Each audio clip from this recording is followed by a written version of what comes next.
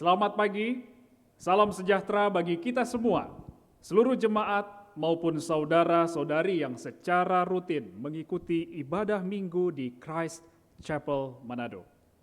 Mari kita mempersiapkan diri untuk beribadah kepada Tuhan melalui saat teduh sejenak. Dan kita akan melanjutkannya dengan menyanyikan lagu yang berjudul All to Jesus I Surrender. Mari kita mengambil saat teduh.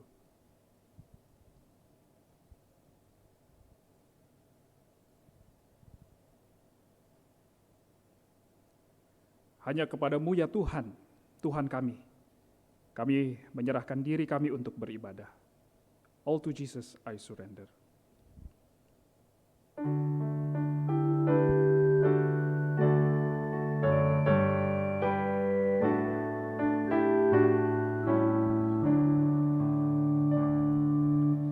All to Jesus I surrender. All to Him I freely give. I will ever love and trust Him in His presence daily life. I surrender all. I surrender all to Thee, my blessed Savior. I surrender all.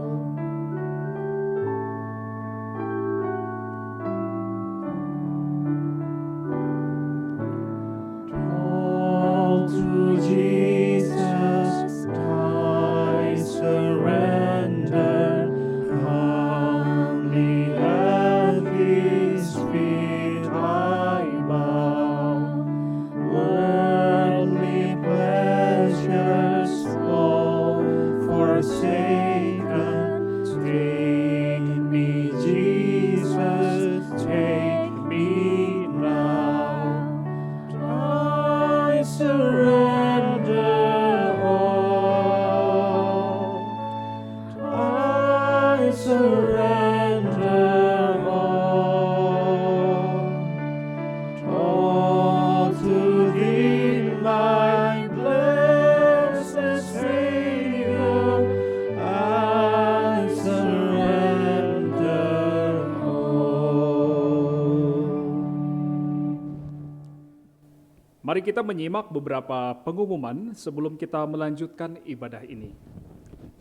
Pemberitaan firman Tuhan pada hari Minggu tanggal 21 Maret tahun 2021 akan dilayani oleh Bapak Philip Manurung. Beliau akan membawakan stewardship message atau pesan penata layanan bagi kita semua. Mari mengarahkan anak-anak untuk mengikuti ibadah melalui mengakses tautan ibadah Sunday School dan Nursery Class di grup WhatsApp Christ Chapel Manado. Mari mengikuti persekutuan doa di setiap hari Rabu pukul 8 malam sampai pukul 9 malam waktu Indonesia Tengah. Melalui persekutuan doa ini, kita secara khusus mendoakan jemaat di Christ Chapel Manado. Biarlah kita memberi diri untuk berdoa bagi orang lain. Mari kita menyapa sesama saudara seiman yang ada di sekitar. Sadarilah bahwa sewaktu kita menyapa sesama kita sementara melihat sesama anggota tubuh Kristus yang Ia pelihara, Ia kasihi, bahwa Ia telah memberi dirinya untuk keselamatan mereka. Mari sejenak kita memberikan salam atau melambaikan tangan, kita menyapa orang-orang yang ada di sekitar kita. Puji Tuhan. Tuhan memanggil kita untuk beribadah. Jemaat sekalian diundang untuk bangkit berdiri. Panggilan beribadah berdasarkan firman Tuhan dalam kitab Kolose pasal 3 ayat 1 sampai ke 4. Karena itu, kalau kamu dibangkitkan bersama dengan Kristus, carilah perkara yang di atas, di mana Kristus ada, duduk di sebelah kanan Allah. Pikirkanlah perkara yang di atas, bukan yang di bumi. Sebab kamu telah mati, dan hidupmu tersembunyi bersama dengan Kristus di dalam Allah. Apabila Kristus yang adalah hidup kita menyatakan diri kelak, kamu pun akan menyatakan diri bersama dengan Dia dalam kemuliaan. Mari kita menaikkan pujian kita bagi Kristus, penebus dan penyelamat hidup kita, melalui lagu pujian yang berjudul My Worth is Not in What I Own.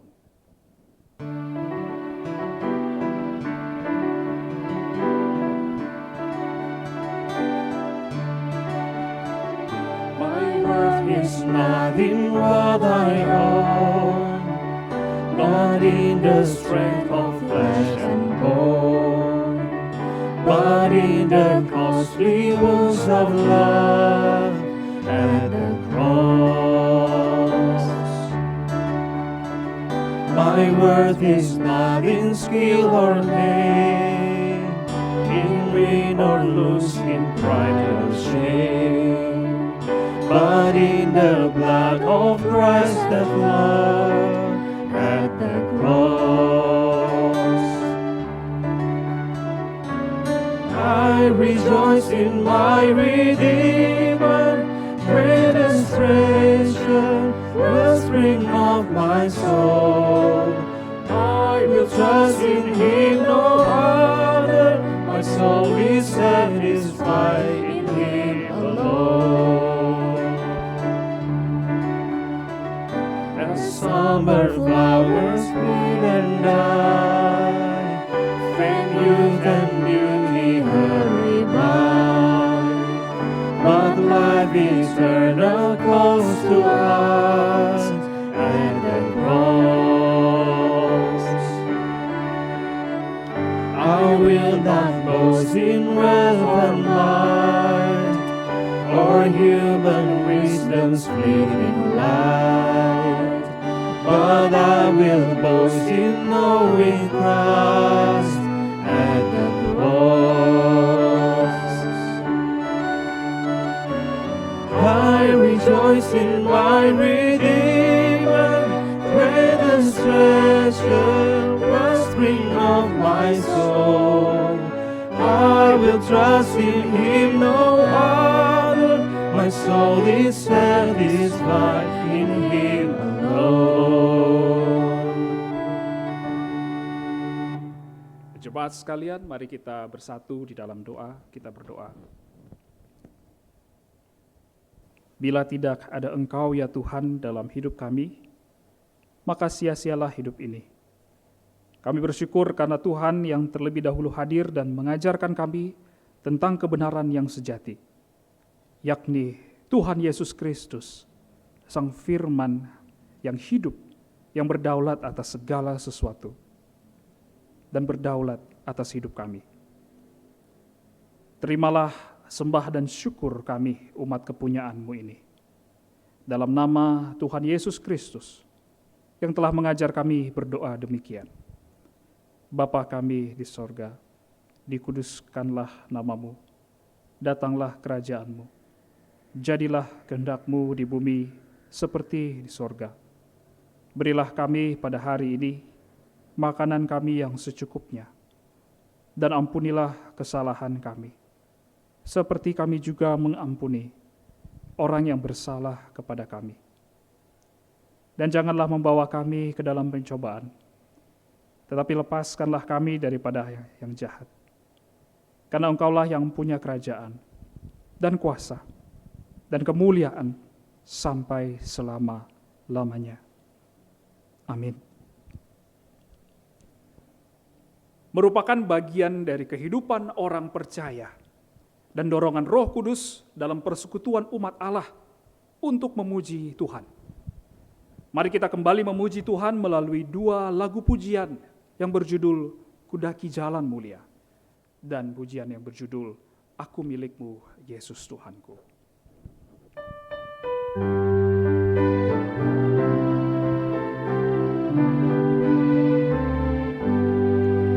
Kudaki jalan mulia, tetap doa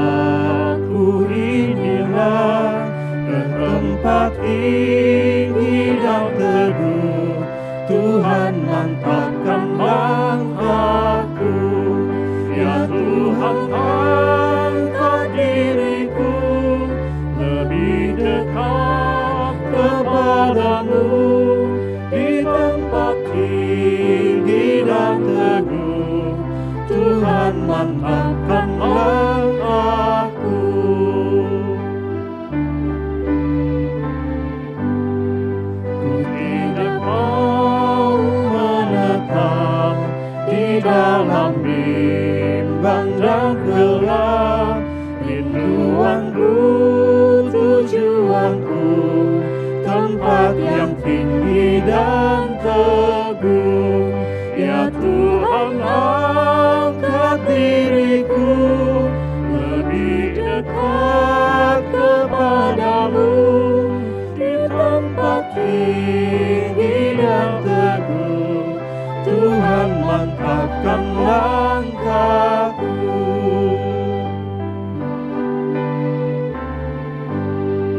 Ku ingin hidup yang benar, jauh dari tindak yang cemar. Umat kudus memanggilku ke tempat tinggi dan teguh. Ya Tuhan, angkat diriku lebih dekat kepadamu, di tempat tinggi dan teguh. Tuhan, mantapkan langkahku.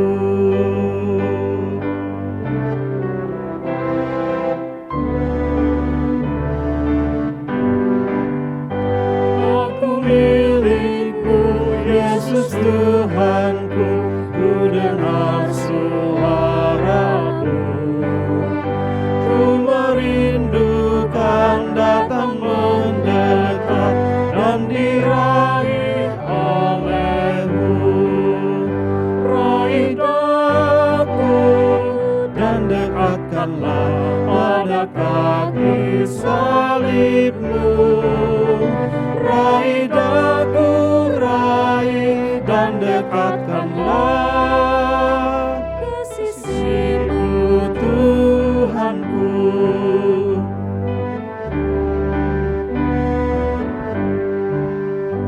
Aku hamba-Mu, Kau sucikanlah oleh kasih kurnia, hingga jiwaku memegang teguh kehendak-Mu yang mulia. Raih daku dan dekatkanlah pada kaki salib-Mu. Raih daku, raih dan dekatkanlah ke sisi-Mu, Tuhanku.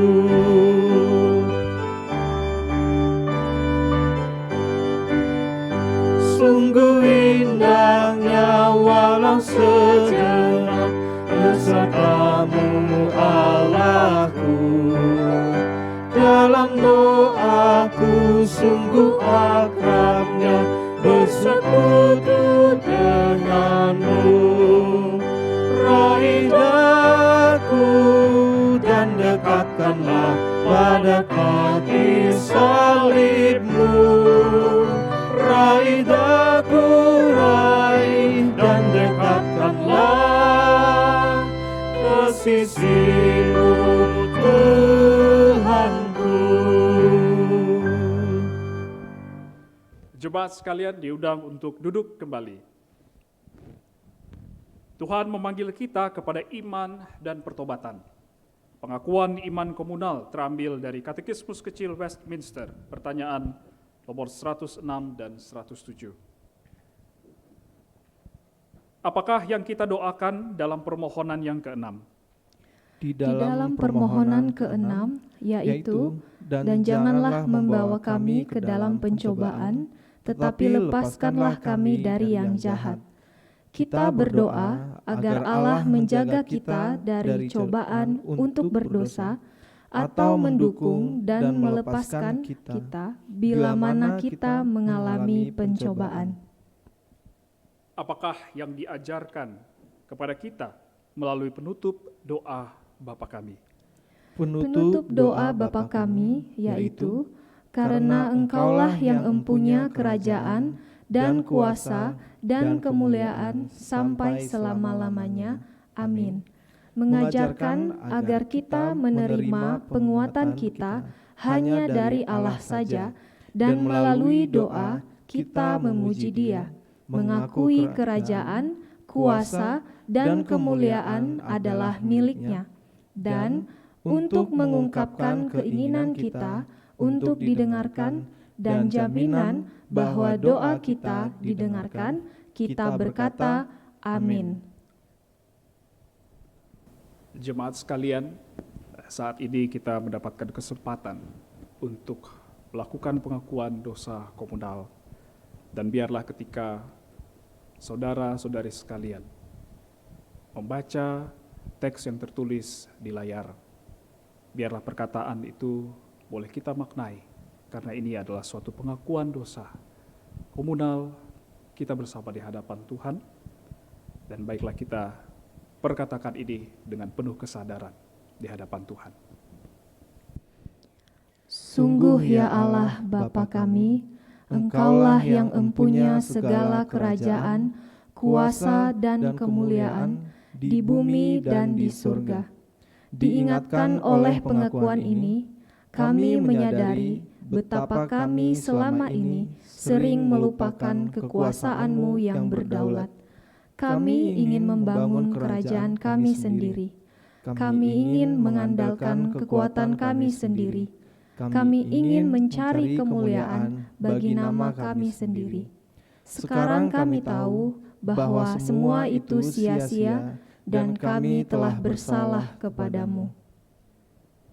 Ya Tuhan kami, kiranya Engkau menyatakan kuasa dan kemuliaan-Mu atas umat-Mu dengan mengampuni dan melepaskan kami dari segala yang jahat. Amin. Dan saat ini juga jemaat yang Tuhan kasihi, mari kita masing-masing mengambil waktu pribadi untuk berdoa. Mengaku secara pribadi dosa-dosa kita lakukan, serta memohon pengampunan dari Tuhan. Mari kita mengambil waktu untuk kita mengaku dosa pribadi di hadapan Tuhan.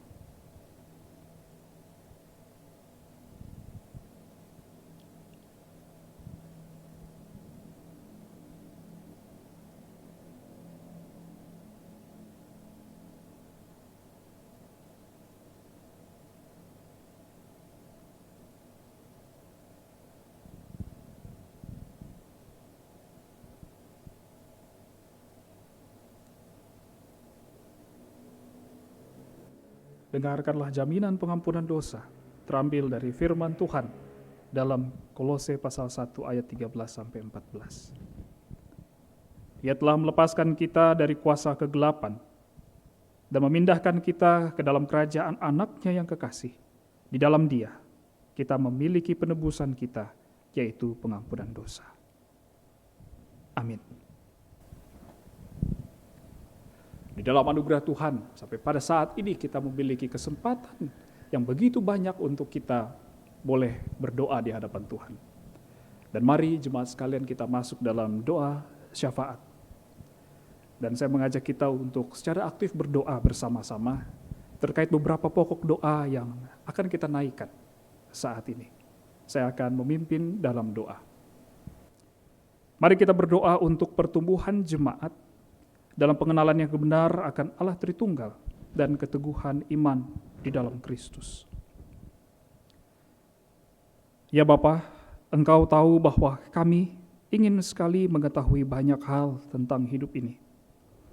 Tetapi biarlah hanya satu hal yang betul-betul menjadi bagian kami, yaitu sungguh-sungguh mengenal Engkau yang adalah Tuhan kami. Roh Kudus, tolonglah kami untuk dapat mengenal Kristus dengan benar, sesuai dengan apa yang Tuhan sendiri nyatakan dalam Alkitab, dan menghidupi iman yang Tuhan anugerahkan. Sehingga berkatilah juga para hamba Tuhan yang Tuhan pakai sebagai alat-Mu untuk memberitakan firman Tuhan dan mengajarkannya bagi kami. Biarlah hikmat Tuhan beserta mereka, terlebih kasih Kristus, kasih yang tidak pernah gagal itu, menjadi bagian para hamba-Mu ini, serta pengharapan yang selalu ada itu, selalu menjadi bagian mereka semua. Dan peliharalah juga iman mereka, agar mereka sampai pada akhir hidupnya layak disebut hamba Tuhan. Mari kita berdoa untuk pekabaran Injil. Biarlah kuasa-Mu ya Tuhan terus menjadi bagian setiap orang yang sementara Tuhan utus untuk mengabarkan Injil, khususnya di daerah-daerah terpencil.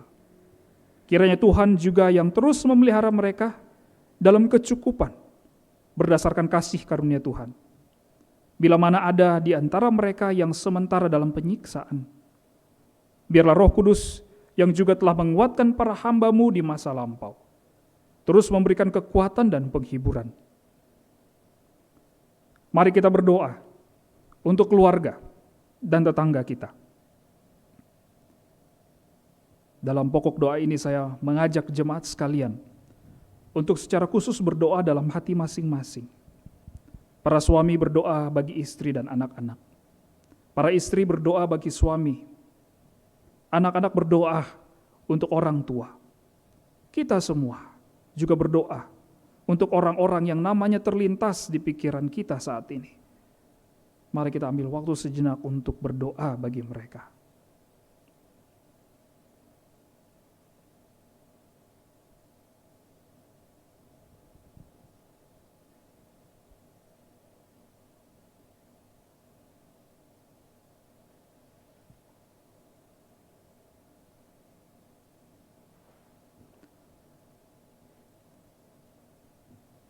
Mari kita berdoa untuk bangsa dan negara Indonesia, serta kota Manado.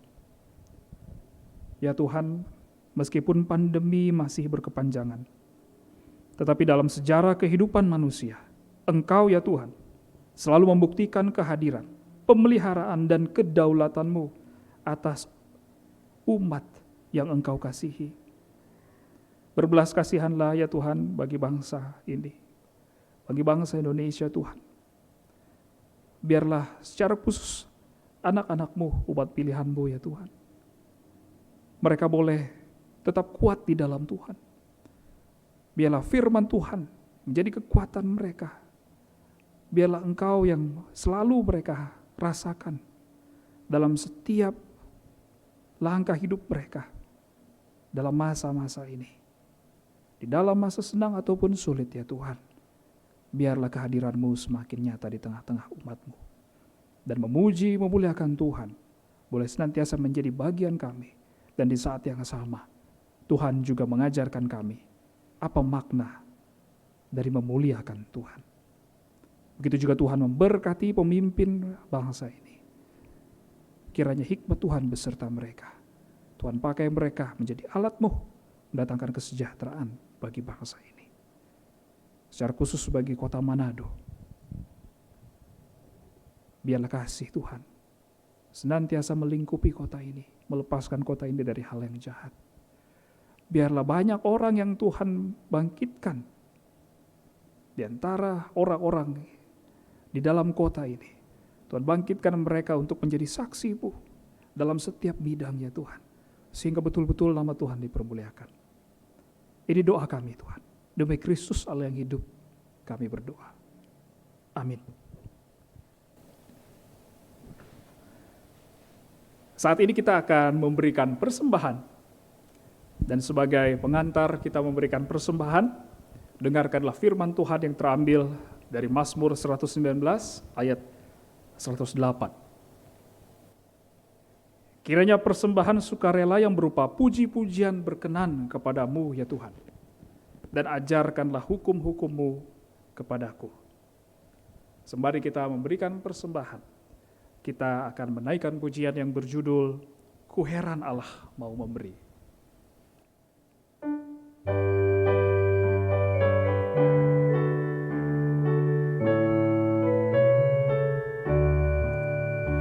Ku heran Allah mau memberi rahmat-Nya padaku, dan Kristus sudi menebus yang hina bagaiku. Namun ku tahu, yang ku percaya, dan aku yakin kan kuasa-Nya. Ia menjaga yang ku taruhkan hingga harinya kelak.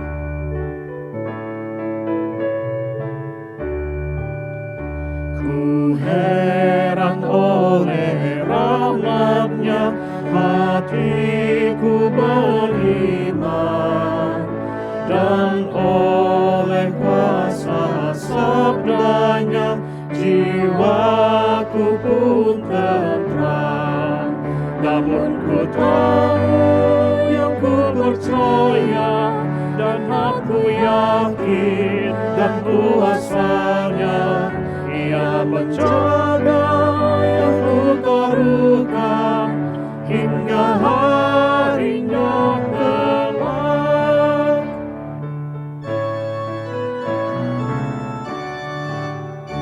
Ku heran oleh Roh Kudus, ku sadar dosaku, dan dalam firman ku kenal siapa penebus. Jemaat sekalian diundang untuk bangkit berdiri. Tahu yang ku percaya, dan aku yakin dan kuasanya, Ia menjaga yang ku taruhkan hingga harinya kelak. Namun ku tahu yang ku percaya, Yang ku percaya, dan aku yakin dan kuasanya, Ia menjaga yang ku taruhkan hingga harinya kelak.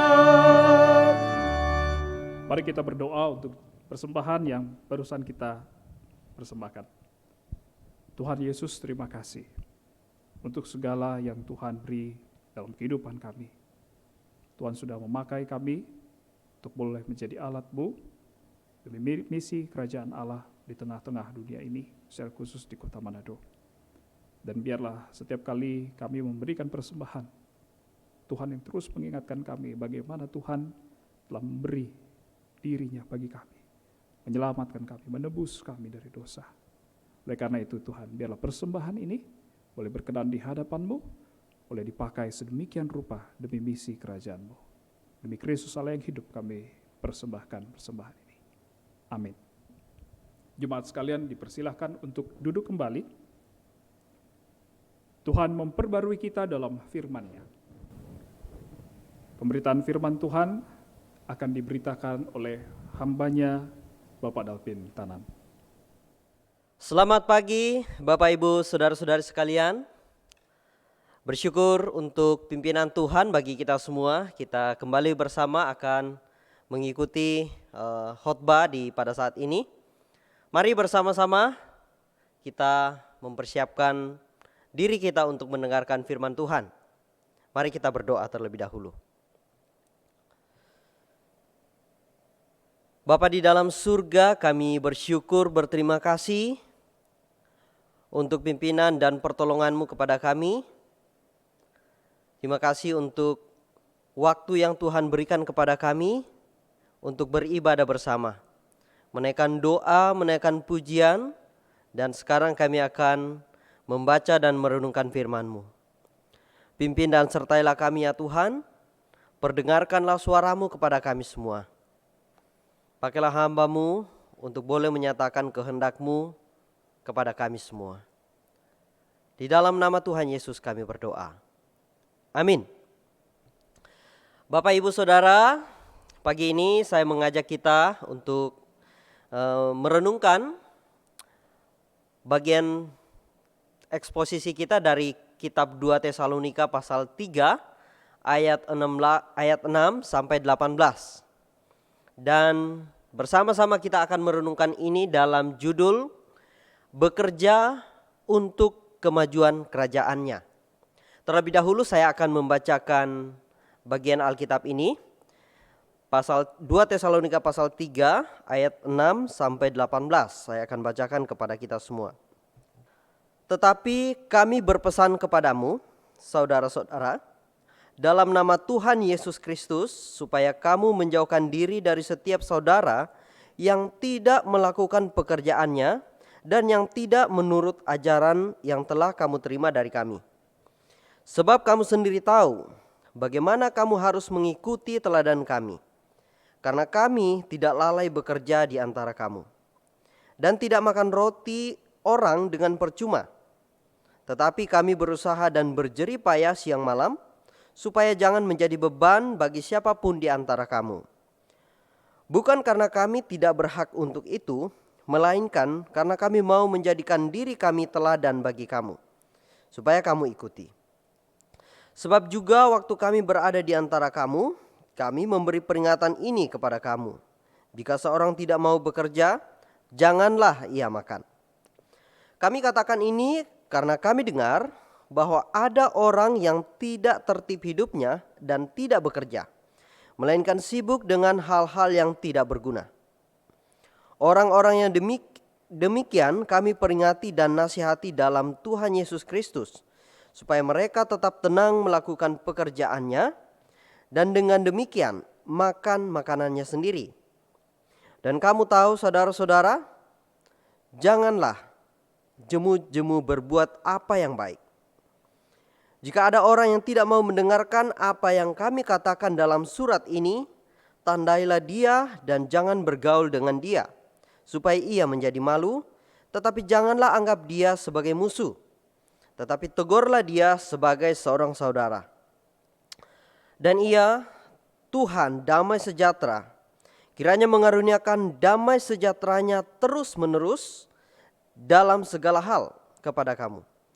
Tuhan menyertai kamu sekalian. Salam daripadaku, Paulus. Salam ini kutulis dengan tanganku sendiri. Inilah tanda dalam setiap surat, beginilah tulisanku. Kasih karunia Yesus Kristus Tuhan kita menyertai kamu sekalian. Sedemikian jauh pembacaan kita Bapak Ibu. Dan kita bersyukur ini merupakan satu rangkaian eksposisi yang kita terus lakukan, dan sekarang kita sampai pada bagian terakhir dari kitab 2 Tesalonika ini, ya. Nah, bersama-sama kita akan merenungkannya. Tadi saya sudah katakan, saya memberi judul bekerja untuk kemajuan kerajaannya. Saudara, bekerja harus dilakukan untuk kemuliaan Tuhan dan kemajuan kerajaannya. Dalam pengajaran Kristen kita melihat, melalui iman kita melihat bahwa Kristus melalui ketaatan aktifnya dengan sempurna menyelesaikan pekerjaan yang Bapa berikan kepadanya. Dan dalam hal ini, Kristus juga menugaskan para pengikutnya untuk bekerja demi kemajuan kerajaannya sampai dia kembali.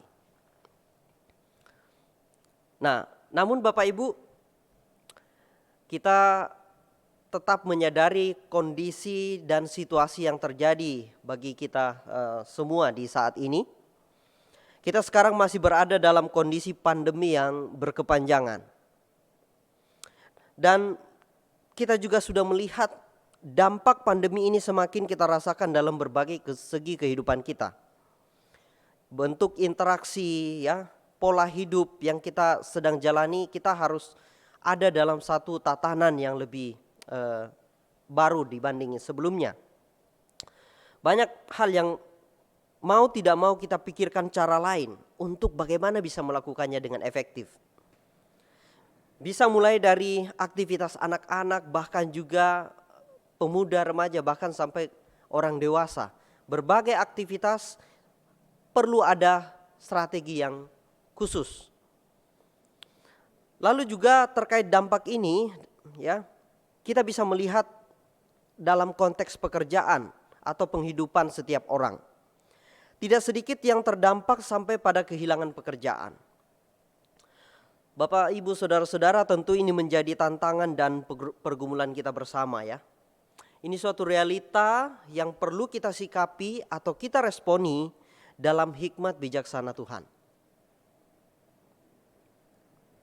Nah,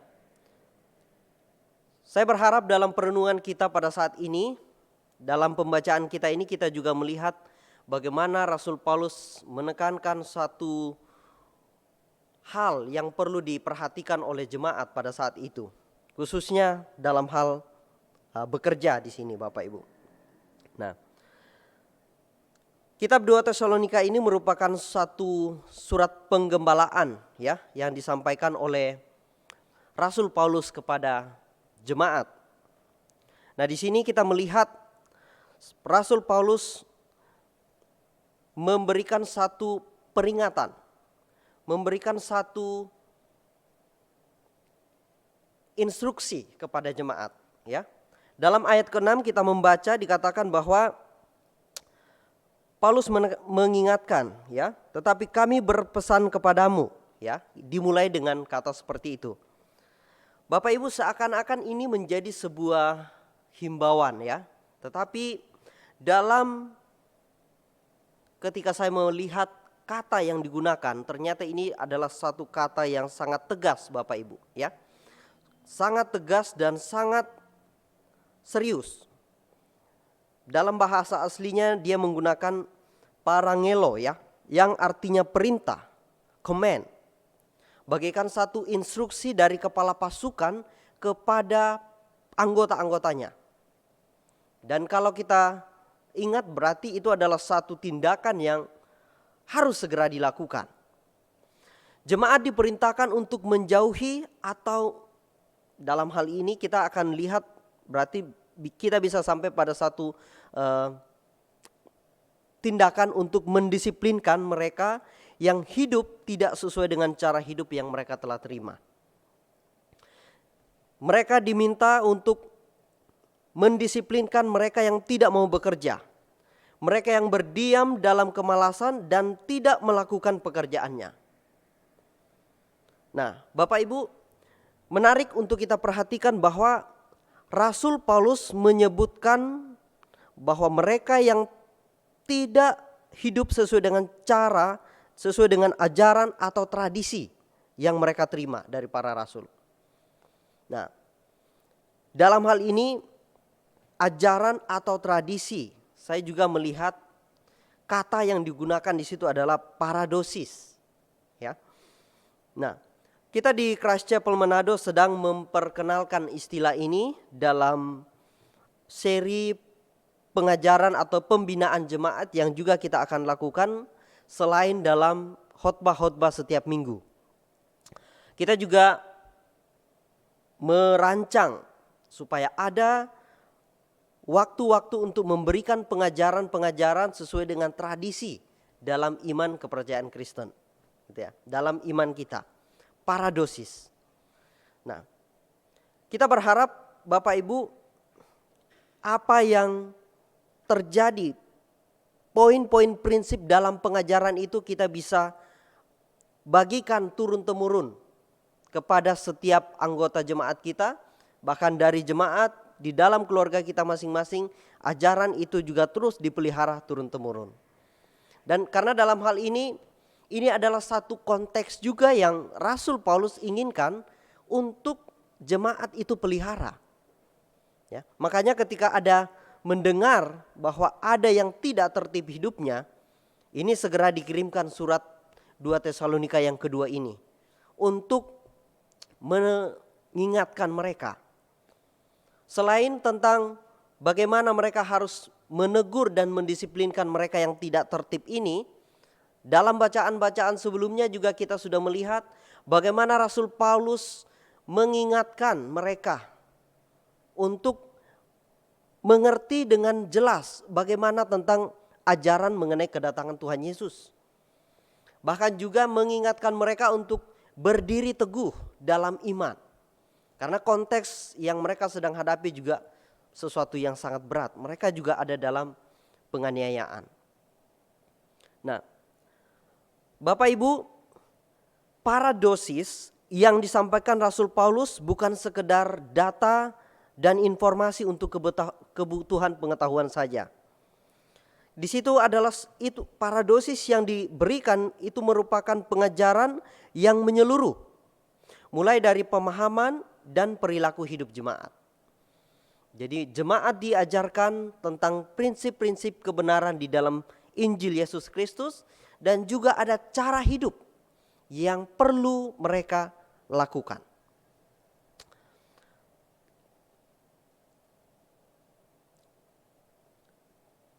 Bapak Ibu, perintah yang Paulus berikan ini sekali lagi didasarkan dalam otoritas dari Yesus Kristus. Karena Hal ini berkaitan dengan pengenalan dia akan Yesus. Yesus menghendaki umatnya untuk bekerja, bukan untuk bermalas-malas. Perintah diberikan Paulus kepada jemaat karena dia bertanggung jawab menyampaikan apa yang benar kepada jemaat. Selain bertanggung jawab menyampaikan apa yang benar sesuai dengan Injil Kristus, ini juga menjadi satu penekanan supaya jemaat boleh mengerti bahwa apa yang mereka lakukan harus sesuai dengan kehendak Kristus. Dalam hal bekerja, dalam hal mereka menjadi pribadi yang bertanggung jawab dalam hidup mereka. Jemaat juga diharapkan boleh mengerti bahwa inilah yang dikehendaki Kristus. Inilah yang perlu saya kerjakan karena saya mengenal Injil Yesus Kristus. Saya perlu melakukan yang terbaik dalam bidang saya. Saya perlu melakukan segala sesuatu untuk menjadi berkat bagi orang lain. Ketika Rasul Paulus menekankan bahwa perintah ini kami berikan dalam nama Tuhan Yesus Kristus, saya pikir bukan sekedar mau bawa-bawa nama saja ya. Mau bawa-bawa nama seorang yang lebih tinggi dari saya. Tetapi itu adalah suatu penekanan bahwa apa yang kita lakukan harus ada dalam kontrol dan untuk kemuliaan Kristus itu sendiri. Kita akan nanti merenungkan bagaimana ini untuk kemajuan kerajaannya dalam hidup kita. Dalam beberapa ayat berikut Bapak Ibu, kita bisa mengikuti hal-hal spesifik yang disampaikan Paulus kepada jemaat. Ya. Pertama, bahwa jemaat perlu meneladani para rasul untuk bekerja.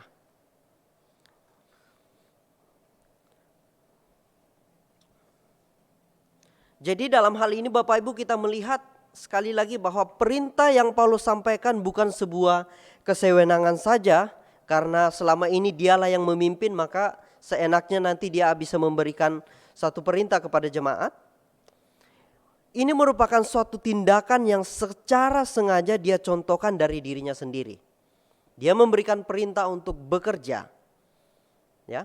Tetapi di sini juga dia menjadikan dirinya itu sebagai contoh yang konkret. Paulus mengingatkan jemaat untuk mengerjakan pekerjaan mereka untuk keberlangsungan hidup.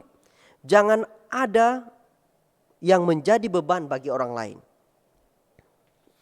Paulus tidak menjadi beban bagi orang lain dalam pelayanannya. Ya. Bahkan secara konkret dia mengutarakan tentang roti yang dia makan adalah roti yang tidak didapatkannya secara gratis. Rasul Paulus mengatakan begini Bapak Ibu.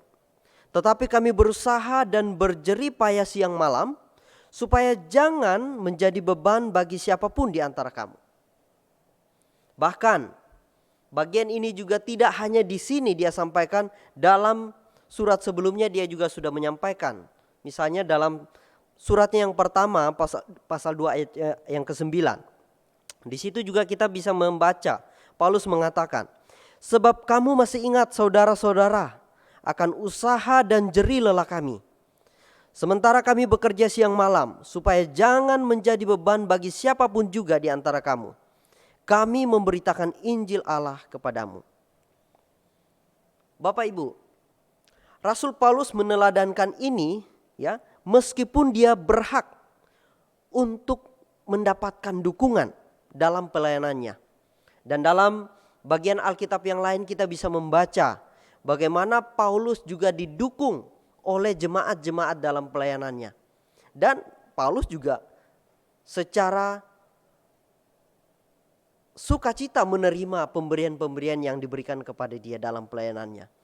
Tetapi dalam mengerjakan setiap pelayanan ini mereka juga punya satu prinsip bahwa apa yang akan mereka kerjakan itu akan mereka lakukan untuk mendukung pelayanan, pekerjaan pelayanan yang mereka kerjakan.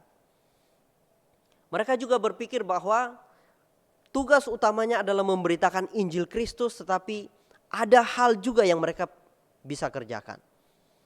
Secara pribadi saya merenungkan Paulus dan tim ya adalah profesional. Mereka juga penginjil dan mereka para rasul, dan dalam hal ini mereka juga terus memikirkan bagaimana untuk memenuhi kebutuhan-kebutuhan dalam pelayanan. Mereka menekankan tidak menjadi beban bagi siapapun di dalam jemaat. Tetapi juga Paulus menekankan jemaat juga perlu memperhatikan apa yang bisa jemaat dukung dalam pemberitaan dan dalam membantu dan mendukung para pelayan. Paulus juga mendukung agar jemaat memperhatikan itu. Jadi jelas sekali ya Bapak Ibu, jemaat telah mendengar dan telah melihat teladan hidup dari para rasul. Nah, Bapak Ibu, terkait dengan bagaimana Rasul Paulus memberikan satu pengajaran dan apa yang Rasul Paulus tekankan dalam bagian ini, menarik untuk kita perhatikan bahwa teladan untuk tetap bekerja walaupun mereka berhak mendapatkan penghidupan dari pelayanan ini menarik sekali untuk kita perhatikan. Sikap ini penting untuk kita cermati karena para rasul tidak menuntut haknya, ya, melainkan mereka mengerjakan tanggung jawab mereka dengan giat. Ya, nah mungkin bagaimana dengan kita terkait dengan setelah saya mengerjakan apa yang menjadi tanggung jawab saya, sekarang saya akan mendapatkan apa yang menjadi hak saya, gitu ya. Nah, Bapak Ibu, secara umum kita tentu sepakat bahwa jika kita telah melakukan kewajiban kita, kewajiban saya, maka seharusnya saya mendapatkan apa yang menjadi hak saya. Saudara, tidak salah ya jika hak kita terpenuhi dengan tepat, gitu ya. Bahkan ya sah-sah saja jika kita mendapatkan apa yang menjadi hak kita. Jika kita mendapatkan apa yang merupakan hak kita, bahkan ya dalam kehidupan kita itu juga memang kita perhatikan. Jika ada yang sengaja diambil atau dirampas haknya, ini bisa menjadi persoalan, ya. Ini bisa menjadi hal yang menjadi pembicaraan dan bahkan juga bisa dipersoalkan secara hukum. Namun Bapak Ibu, apakah tidak lebih indah? Apakah tidak lebih bernilai jika kita mengerjakan kewajiban kita dengan giat tanpa hitung-hitungan dengan hak yang kita akan dapatkan? Saya merenungkan, iya ya. Secara umum hak dan kewajiban itu oke. Kewajiban dilakukan mendapatkan hak kita. Ya, secara umum seperti itu. Tetapi bagaimana jika kita punya satu mental bahwa saya akan giat, saya akan dengan sepenuh hati mengerjakan apa yang menjadi kewajiban saya. Tetapi untuk hak saya tidak akan menuntutnya. Tidak akan hitung-hitungan dengan apa yang kita akan dapatkan. Sebelum mengerjakan sesuatu, bisa saja kita berpikir, oke, apa keuntungannya bagi saya? Tetapi ini satu mental yang saya berpikir, saya renungkan, iya ya. Ini adalah satu sikap hidup yang tentu merupakan satu sikap hidup yang muncul ketika mereka mengerti apa yang mereka sedang kerjakan. Dan Bapak Ibu, mungkin kita bertanya ya, kenapa para rasul sampai pada tahapan seperti ini? Ya mungkin kita bisa berkata bahwa ya mereka kan orang hebat, mereka kan orang-orang yang luar biasa. Saya belum tentu dan tidak mungkin bisa dibandingkan dengan para hamba Tuhan ini ya. Saudara, saya berharap kita tidak berada pada fokus yang salah. Saya mau mengajak kita untuk tidak fokus pada manusia, dalam hal ini para rasul. Walaupun mereka sudah menjadi contoh yang baik, sudah memberikan teladan yang baik. Saya mau mengajak kita untuk fokus pada keunikan Injil Yesus Kristus yang diberitakan oleh para rasul.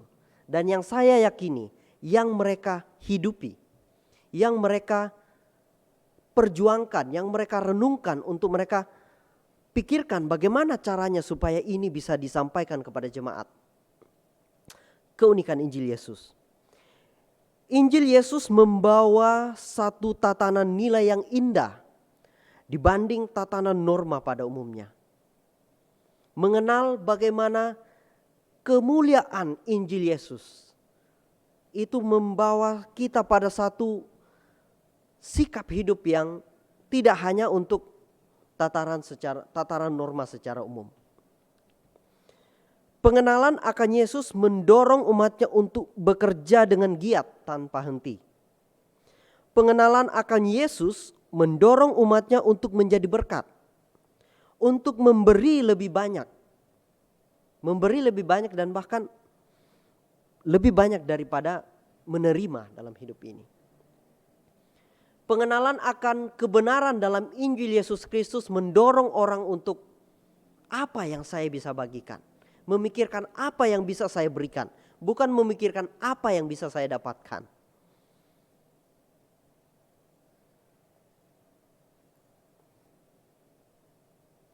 Saudara, dalam ayat 11, dalam bacaan kita mempertegas lagi ya. Paulus mempertegas lagi peringatan kepada jemaat ya. Mereka di situ dikatakan ya, kepada jemaat Tesalonika, karena ada yang tidak tertib hidupnya dan tidak bekerja, melainkan sibuk dengan hal-hal yang tidak berguna. Nah, ketika saya berpikir lagi, oke, apa maksudnya hal-hal yang tidak berguna ini? Ya, di situ dia menggunakan kata periergazomai. Ya, ini juga perlu kita pelajari. Artinya sibuk dengan urusan orang lain.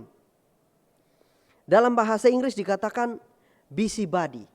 Ya, nah bagi kita mungkin istilah yang umum untuk kita sekarang adalah kepo. Ya, sibuk dengan urusan orang lain. Kepo. Dan saya yakin Bapak Ibu bisa mengerti ini kira-kira seperti apa orangnya gitu ya. Saya melihat bahwa tindakan yang ditegur oleh Paulus ini sudah sampai pada tatanan yang sangat tinggi. Bisa kita katakan bahwa kepo tingkat tinggi. Nah, mari kita bayangkan saudara. Ada orang yang sudah tidak melakukan tanggung jawabnya, dia malah sibuk mengurusi urusan orang lain sana sini, ya. Saudara, tentu ini tindakan yang menjengkelkan dan merisaukan jika kita hidup dengan orang-orang seperti ini.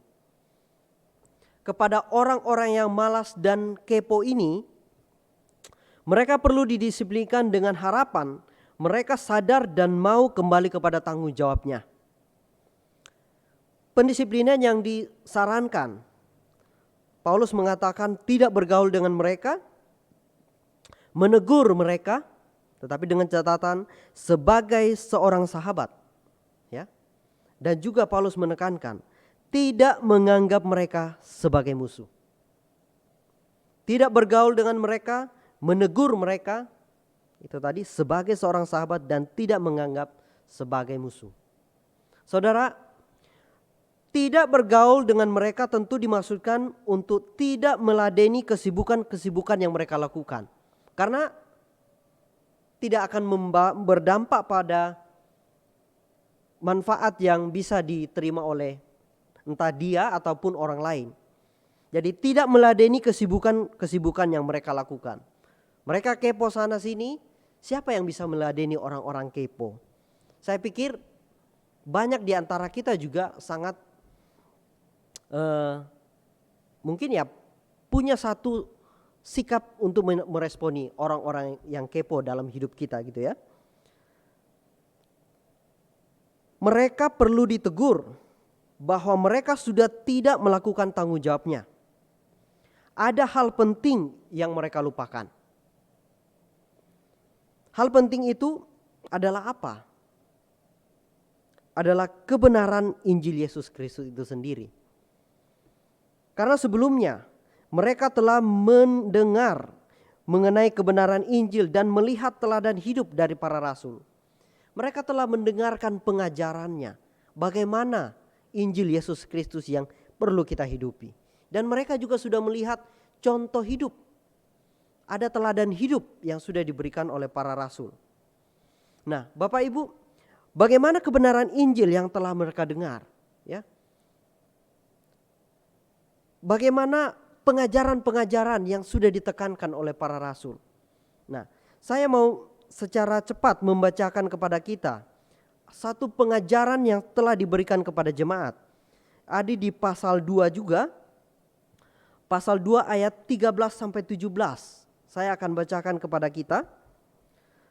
Akan tetapi kami harus selalu mengucap syukur kepada Allah karena kamu, saudara-saudara yang dikasihi Tuhan.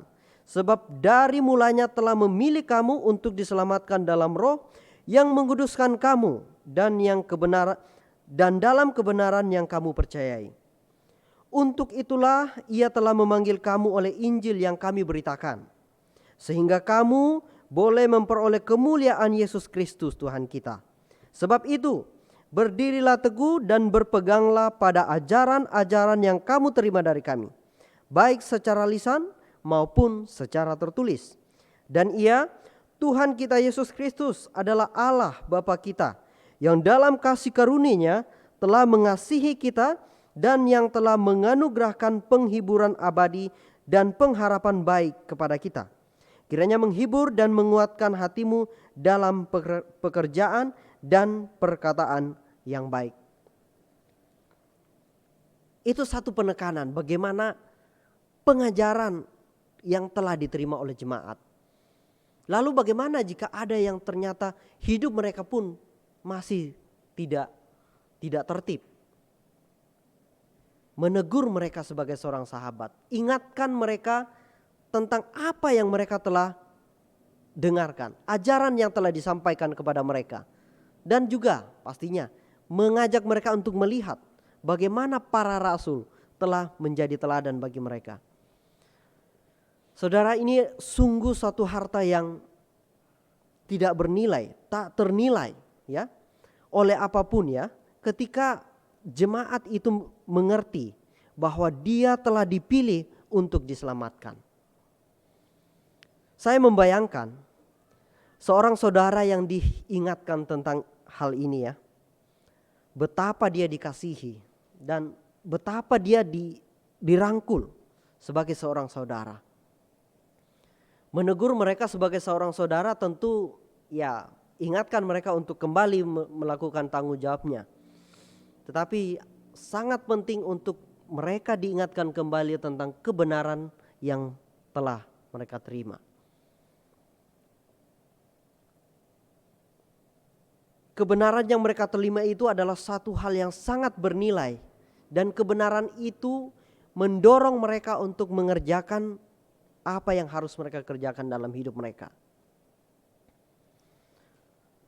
Bapak Ibu, kita telah melihat bagaimana Rasul Paulus memberikan satu peringatan kepada jemaat ya. Dengan tegas dalam bacaan kita, Paulus mengingatkan untuk menjauhi mereka yang tidak tertib hidupnya, dan bagi mereka yang tidak tertib hidupnya kembali mengerjakan tanggung jawabnya. Tadi di awal saya mengutarakan mengenai gambaran orang percaya yang mengalami banyak tantangan dalam pekerjaan dalam konteks kita saat sekarang ini. Apa pelajaran yang bisa kita ambil sesuai dengan konteks kita pada saat ini? Bapak Ibu, saya mau mengajak kita untuk memikirkan dua hal. Yang pertama, mengenai panggilan hidup kita. Apakah kita mengerti tujuan hidup yang kita jalani sekarang ini? Apakah kita sedang menjalani keseharian kita dalam suatu tujuan yang jelas? Mengapa Bapak Ibu? Mengapa saya mengajak kita semua untuk memikirkan mengenai panggilan hidup kita? Bapak Ibu, karena jika kita tidak memiliki satu gambaran yang jelas mengenai apa yang sedang kita kerjakan, ini akan menjadi satu hal yang berbahaya bagi kita, Bapak Ibu. Ini akan menjadikan hidup kita terus-menerus mencari hal-hal yang tidak pasti. Dan pada akhirnya kita akan menjalani hidup yang melelahkan. Jangan kita lupa bahwa selain kita melakukan pekerjaan kita, kita juga sedang dalam agenda untuk melakukan pekerjaan Tuhan. Misalnya, seorang ibu rumah tangga selain mengurus keseharian dalam rumah tangganya, mengasuh anak, kita juga diberikan tanggung jawab untuk memelihara kasih Kristus dalam keluarga kita. Seorang guru menyuarakan didikan hikmat bijaksana Tuhan dalam kelas masing-masing. Seorang pedagang menunjukkan kejujuran dan ketulusan Kristus dalam melayani pelanggan, customer yang ada. Dan saya pikir juga kita bisa sebutkan satu persatu sesuai dengan bidang profesi yang Tuhan izinkan. Ini bisa kita teruskan secara spesifik ya, sesuai dengan tanggung jawab yang Tuhan percayakan. Namun, jika seandainya ada yang belum mengerti, ada yang bahkan saya berpikir ya ini tidak ada kaitannya dengan apa yang Tuhan inginkan bagi hidup saya. Sekiranya mungkin ada yang berpikiran begitu Bapak Ibu, pagi ini saya mengajak untuk kita datang kepada Tuhan. Untuk merendahkan diri, mohon pertolongan Tuhan. Agar kita bisa mengerti apa yang Tuhan kehendaki dalam profesi saya. Dalam tanggung jawab saya ini. Apa yang Tuhan kehendaki?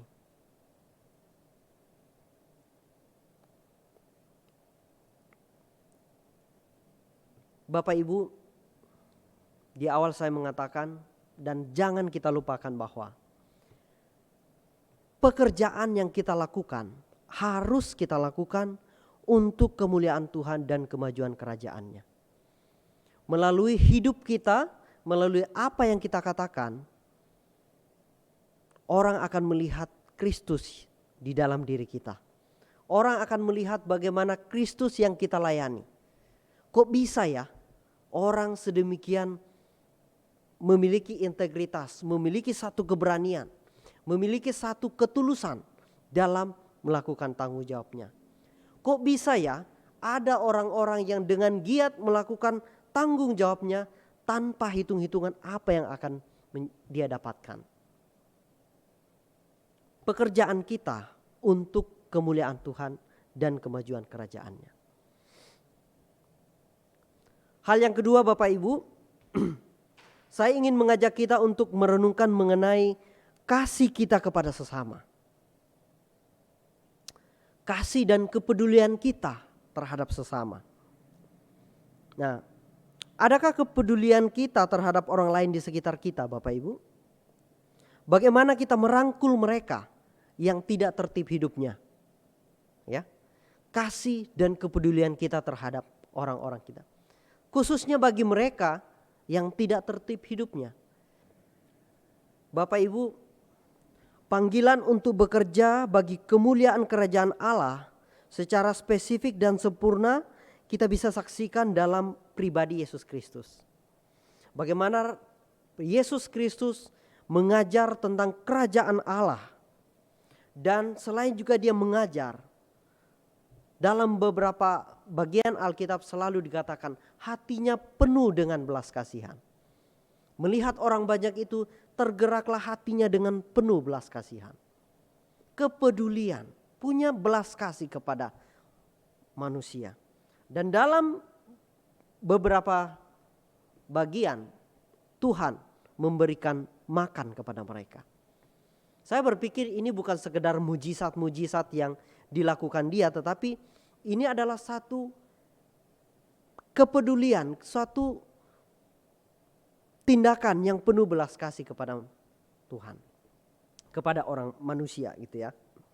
Nah, dan di atas dari perintah para rasul pada pagi hari ini, Rasul Paulus mengingatkan, memerintahkan jemaat, kita melihat satu ketaatan aktif yang dipenuhi oleh Yesus Kristus secara utuh dalam pelayanannya.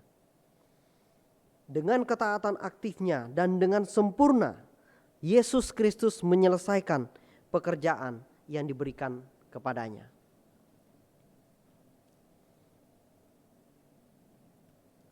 Bapak Ibu, di bagian akhir dari pembacaan kita ya, kita melihat Paulus memberikan salam penutup dari kitab 2 Tesalonika ya. Nah, menarik sekali kita memperhatikan cara Paulus menuliskan salam dalam bagian ini Bapak Ibu. Diawali dengan berkat. Paulus mengatakan, dan ia Tuhan damai sejahtera, kiranya mengaruniakan damai sejahteranya terus menerus dalam segala hal kepada kamu. Tuhan menyertai kamu sekalian. Saya melihat ini adalah suatu pengakuan bahwa hanya di dalam Tuhan ada damai sejahtera. Dan menarik Bapak Ibu, hanya Tuhan saja yang dapat memberikan damai sejahtera secara terus menerus kepada umatnya. Paulus mengakui ini. Lalu Paulus melanjutkan dengan penegasan mengenai keaslian bahwa pesan dalam surat ini adalah pesan dari Paulus. Kemudian di bagian akhir Paulus memohonkan rahmat, kasih karunia Yesus Kristus Tuhan menyertai jemaat sekalian. Saudara, kita melihat penekanan keaslian tulisan Paulus ini diapit dalam berkat dan permohonan rahmat bagi jemaat. Ya. Wow, indah sekali Bapak Ibu ya. Saya merenungkan bahwa ini bukan sekedar membaca satu penutupan surat secara rutin, bagaimana surat secara umumnya, surat pada umumnya gitu ya. Tapi ini adalah satu gambaran mengenai hidup seorang manusia dalam tangan Tuhan. Ya. Hidup seorang manusia yang memiliki damai sejahtera Allah dari Allah itu sendiri. Damai sejahtera dari Allah melingkupi hidup manusia dan manusia bisa menjalaninya hanya karena kasih karunia kepada kita semua. Saya melihat strukturnya indah sekali. Di tengah-tengahnya Paulus menekankan keaslian tulisannya, menggambarkan bagaimana hidup dia ya dilingkupi oleh damai sejahtera dari Allah dan dia mengerjakannya, tanggung jawab yang Tuhan percayakan dalam kasih karunia yang dipercayakan kepadanya. Kiranya kita bisa mendapatkan satu damai sejahtera dari Allah dan kita boleh mengerti bahwa hidup yang kita jalani hanya bisa kita lakukan dengan baik karena kasih karunia dari Yesus Kristus. Selamat melanjutkan tanggung jawab kita masing-masing Bapak Ibu. Tuhan Yesus memberkati. Mari kita berdoa. Terima kasih ya Bapa di surga untuk pimpinan dan pertolongan-Mu bagi kami. Kami merenungkan firman-Mu. Kami mohon pimpinan dan pertolongan-Mu agar damai sejahtera yang asalnya daripada-Mu boleh secara terus menerus menjadi bagian kami. Dan kami boleh menjalani hidup kami dalam satu kesadaran bahwa ini boleh kami kerjakan, ini boleh kami hidupi hanya oleh karena kasih karunia yang asalnya daripada-Mu. Pimpin dan sertailah umat-Mu ya Tuhan untuk menjalankan tanggung jawab masing-masing demi kemajuan kerajaan-Mu. Di dalam nama Tuhan Yesus kami berdoa. Amin. Bersyukur kepada Tuhan untuk pemberitaan firman Tuhan yang barusan kita dengar. Mari kita meresponi pemberitaan firman Tuhan dengan menyanyikan satu pujian yang berjudul Before You I Kneel. Dan biarlah pujian ini semakin menguatkan kita untuk memahami firman yang barusan kita dengarkan.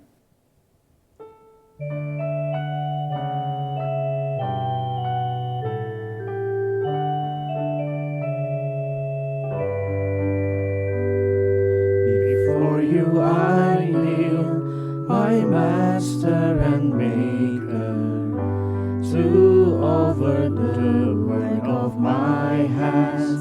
For this is the day you've given your servant. I will rejoice and be glad, for the strength I have to live and breathe. For it's still your grace has given me, for the gifts and opportunities that will glorify your great name.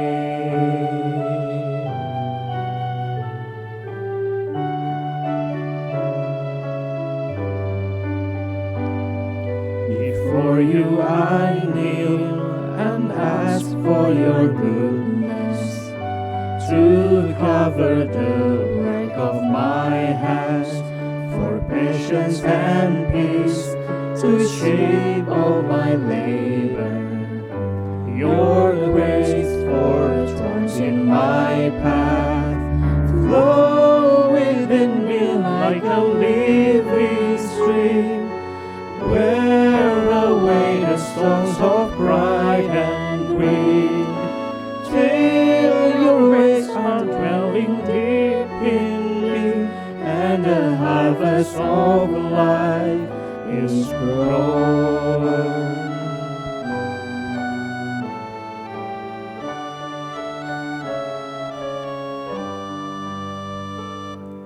Before you we kneel, our Master and Maker, establish the work of our hands, and order our steps to seek first your kingdom.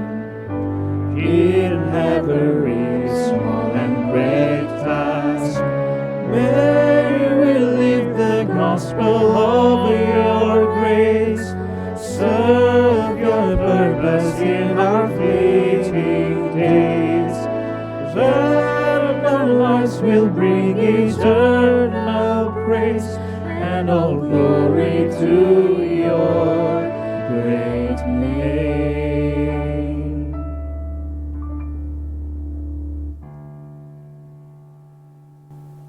Sungguh, biarlah semua puji, hormat, kemuliaan hanya bagi Allah Tritunggal.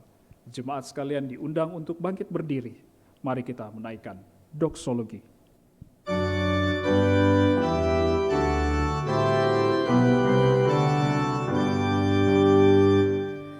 Puji Allah sumber berkat, puji Dahai Sang Ciptaan,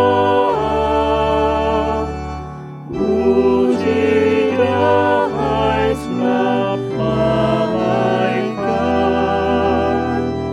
puji Bapa, Putra dan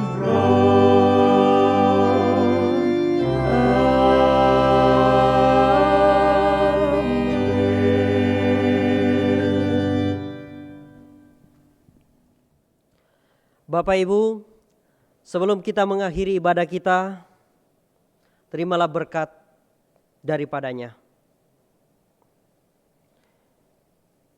Kiranya Ia, Tuhan damai sejahtera, mengaruniakan damai sejahteranya terus-menerus dalam segala hal kepada kamu. Tuhan menyertai kamu sekalian. Kasih karunia Yesus Kristus Tuhan kita menyertai kamu sekalian. Amin.